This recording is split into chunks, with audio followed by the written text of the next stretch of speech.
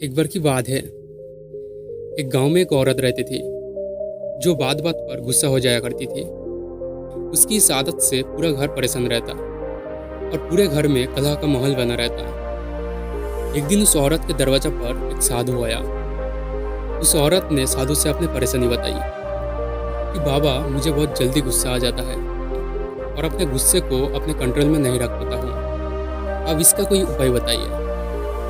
साधु ने उसकी ये बात सुनकर अपने झोले से दवा निकाली और उस औरत को दे दी और उससे कहा, जब भी तुम्हें गुस्सा आए तो तुम इनमें से 4 बूंद दवा अपने जीभ पर डाल देना और 10 मिनट तक मुंह नहीं खोलना, नहीं तो दवा अपने असर नहीं करेगी।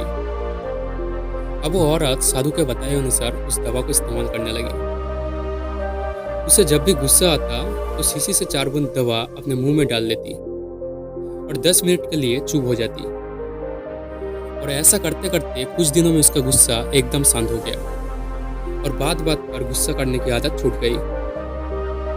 अब कुछ महीने बाद वो साधु फिर से उसके दरवाजा पर आई तो वो औरत उसके पैर में गिर कर कहने लगी, बाबा, आपने जो दवाई दी थी वो काम कर गया। अब मुझे गुस्सा नहीं आता और अब मेरे घर में खुशी का महल बना रहता।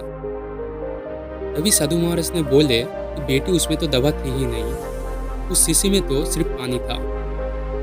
गुस्से का इलाज सिर्फ और सिर्फ चुप रहकर ही किया जा सकता है, क्योंकि गुस्से में आदमी उल्टा सीधा बोलते हैं जिससे विवाद ही बढ़ता है। दोस्तों, इस छोटी सी कहानी से हमें यह सीख मिलती है, गुस्से का इलाज सिर्फ और सिर्फ मौन है और इसका कोई दूसरा इलाज नहीं है। इसलिए जब भी आपको गुस्सा आए तो शांत रहना और चुप रहना।